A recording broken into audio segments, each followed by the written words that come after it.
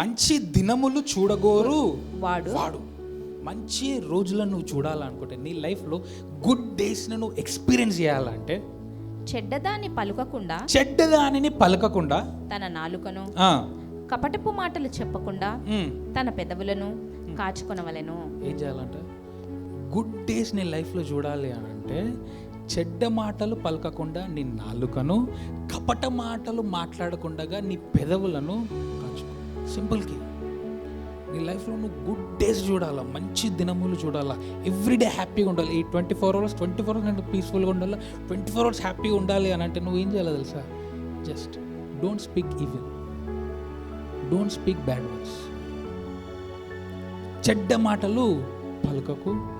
కపటమైన మాటలు అని అంటే ఒకరిని మోసం చేసేవి, ఒకరిని ముంచేవి, ఒకరి గురించి వెనకల చెడ్డగా మాట్లాడేవి.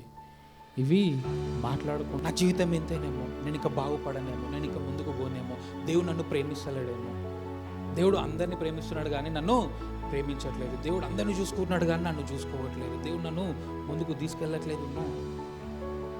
అది కూడా చెడ్డ మాట. Comparing your self with others, అది కూడా చాలా చెడ్డ గుణం. వేరే వాళ్ళతో, ఇతరులతో పోల్చుకొని ఉండడం. ఇతరులతో పోల్చుకొని ఉన్నప్పుడు నువ్వు ముందుకు వెళ్ళలేవు, ఎక్కడున్నావో అక్కడనే ఉన్నావు. సో నీ లైఫ్ మీద నువ్వు కూడా ఎప్పుడు కూడా నెగిటివ్ పలకకు.